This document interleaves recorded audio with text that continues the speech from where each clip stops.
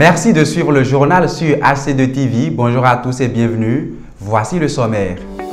Le Forum africain pour la recherche et l'innovation se tient à Cotonou depuis hier. L'événement rassemble plusieurs personnalités du Bénin et de la sous-région. Vous aurez les échos dans ce journal. En société, l'INF s'implique dans une affaire de viol d'une jeune fille à Cotonou.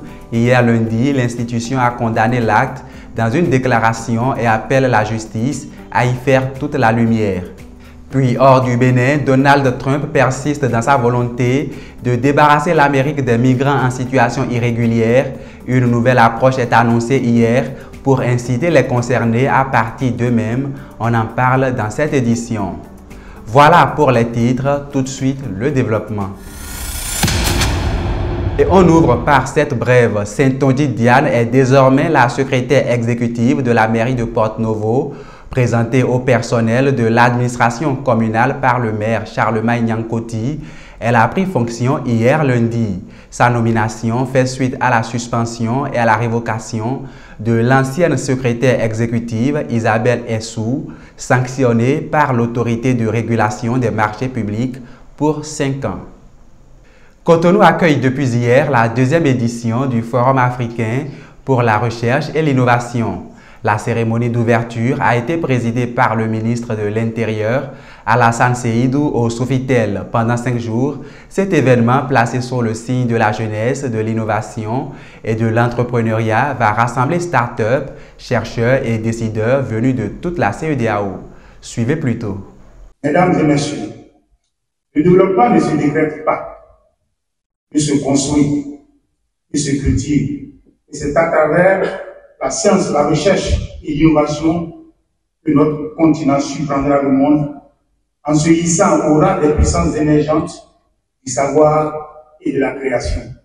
Chers jeunes, porteurs d'idées et d'innovation, à travers les start-up naissants et en développement, vous êtes à l'honneur. Nous avons voulu lever les barrières, libérer l'énergie et donner à votre ambition un socle. Le socle de la rigueur scientifique, de l'audace technologique et de la responsabilité citoyenne. Le Bénin croit en vous. Il croit en votre capacité à transformer un prototype en produit, une idée en entreprise, une passion en solution. Je l'annonçais en titre, saisi courant avril d'un cas impliquant une jeune fille droguée et violée dans un hôtel à Cotonou. L'Institut national de la femme a réagi ce lundi par la voix de sa secrétaire exécutive. L'institution condamne fermement cet acte odieux et réaffirme son engagement à lutter sans relâche contre les violences faites aux femmes, tout en œuvrant pour que justice soit pleinement rendue dans cette affaire. Suivez la déclaration de la secrétaire exécutive de l'Institut national de la femme. Par dénonciation anonyme du 21 avril 2025, l'Institut national de la femme a été informé du cas d'une jeune fille droguée et violée dans un hôtel de la place. Le dénonciateur informait que le mis en cause aurait été présenté par des témoins au commissariat de Toklegbe avant d'être relâché par l'agent qui les a reçus.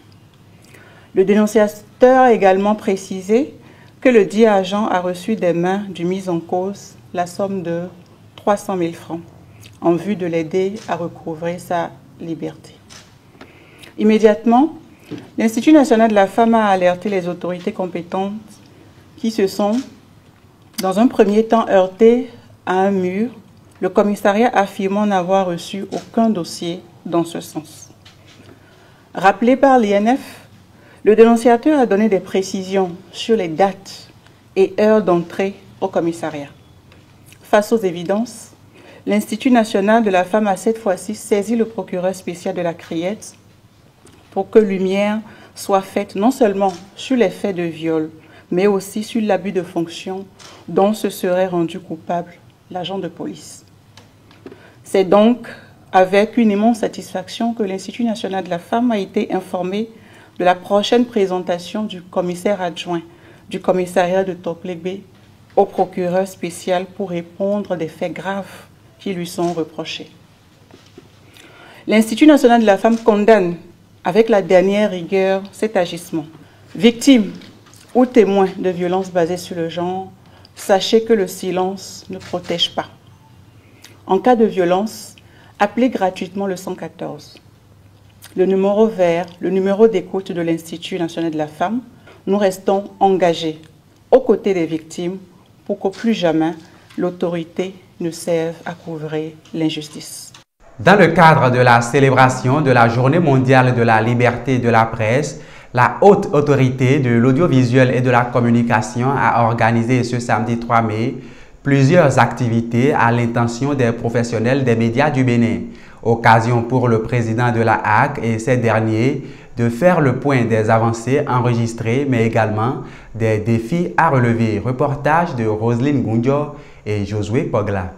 Le 3 mai, Journée mondiale de la liberté de la presse. Au Bénin, la Haute Autorité de l'audiovisuel et de la communication HAC a organisé plusieurs activités pour la commémoration de cette journée avec les professionnels des médias. Tôt dans la matinée du samedi, une marche du cœur a été conduite par le régulateur. L'Union nationale des médias en ligne du Bénin, UNAMEL Bénin, y a activement pris part aux côtés d'autres acteurs du paysage médiatique. À travers notre participation, la participation de UNAMEL Bénin à cette marche, nous marquons notre accompagnement à l'élan pris par la HAC. Nous marquons notre adhésion à ces actions qui vont dans le sens d'œuvrer pour l'épanouissement de la presse, d'œuvrer pour l'amélioration des conditions de vie et de travail des professionnels des médias. Dans l'après-midi, les échanges se sont poursuivis au siège de la HAC à Cotonou. La célébration du 3 mai de cette année, placée sous le thème « Informer dans un monde nouveau », l'impact de l'intelligence artificielle sur la liberté de la presse et les médias, a rassemblé journalistes, patrons de presse, organisations professionnelles et autorités de régulation. Ensemble, ils ont fait le point des avancées enregistrées, mais également des défis à relever. Occasion pour l'Union des professionnels des médias du Bénin de faire l'état des lieux du secteur. Au Bénin, des avancées notables ont été enregistrées au fil des années, notamment en matière d'ouverture de l'espace médiatique et de la diversité d'expression. Cependant, il serait irresponsable de taire les inquiétudes qui persistent. La liberté de la presse au Bénin connaît aujourd'hui des fragilités. Pression de diverses sortes, autocensure grandissante, risques judiciaires liés à l'exercice du métier, restriction d'accès à certaines informations publiques. La récente tendance du recours au numérique pour renforcer la surveillance de l'information appelle à la vigilance de tous les acteurs des médias. Mais au-delà de ces défis, il me plaît de rappeler la situation sociale et économique des acteurs des médias, des professionnels des médias que nous sommes. Cette situation interpelle avec beaucoup d'acuité. Comment parler de liberté de la presse si ceux et celles qui portent au quotidien cette liberté ne disposent pas des moyens nécessaires pour exercer leur métier dans la dignité? Des difficultés qu'il faut surmonter, mais avant, il urge d'assainir le secteur. Vous êtes des journalistes, peut-être vous n'êtes pas payés. Certains sont des patrons de presse, il faut payer l'électricité. Vous avez des difficultés. Même ceux qui font la presse en ligne. Internet coûte cher, plus ou moins. Vous faites des efforts, mais certains,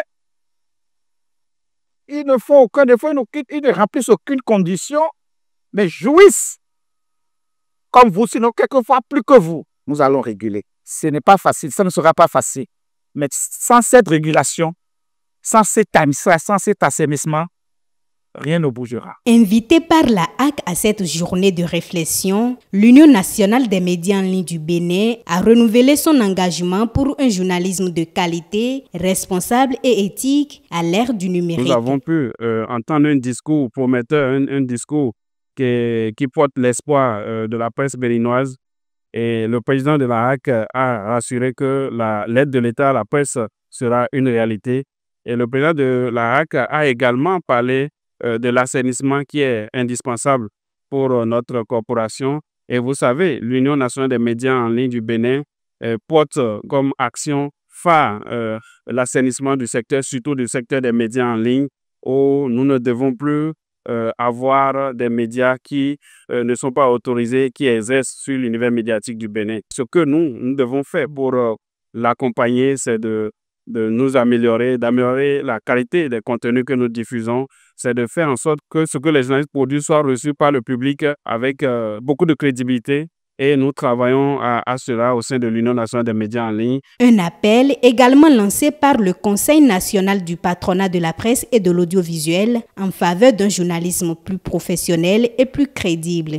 Nous devons veiller à ce que nos organes de presse ne servent à diffuser des sophismes ramassés sur les réseaux sociaux ou générés par une intelligence artificielle pirate de nos idées sans droit d'auteur. La célébration de cette journée mondiale de la liberté de la presse s'est achevée sur une note de convivialité entre les acteurs du secteur.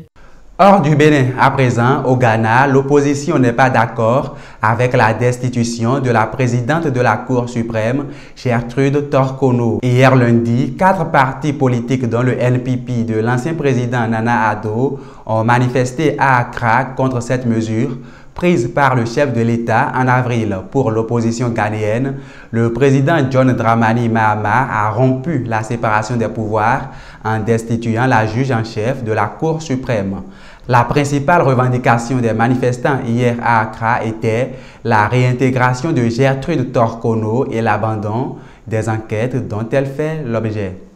Le Rwanda se positionne à nouveau comme terre d'accueil de migrants occidentaux. Après l'échec de l'accord migratoire avec le Royaume-Uni, le pays a récemment annoncé des discussions avec Washington en vue d'accueillir les migrants expulsés par les États-Unis.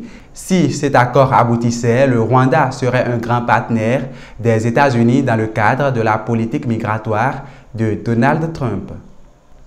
De son côté, l'administration Trump teste une nouvelle méthode pour inciter les migrants en situation irrégulière à quitter le pays. Le gouvernement américain propose désormais une aide de 1 000 $ plus un billet d'avion à ceux qui acceptent de partir volontairement. Jusqu'ici, une seule personne originaire du Honduras a bénéficié de ce dispositif. Selon le ministère de la Sécurité intérieure, la mesure permettra de réduire les coûts élevés des expulsions forcées, estimés à plus de 17 000 $ par migrant. Depuis son retour à la Maison-Blanche en janvier dernier, Donald Trump a déjà expulsé plus de 140 000 migrants. Ce sera tout pour le journal de ce mardi 6 mai 2025. Retrouvez en direct sur AC2 Télévision la grande session d'information tous les jours à 13h, 16h, 20h, 23h, 3h et à 7h du matin. Vous pouvez aussi revoir cette édition sur notre site internet hc2tv.bj et sur l'ensemble de nos canaux digitaux. Bonsoir chez vous et à demain.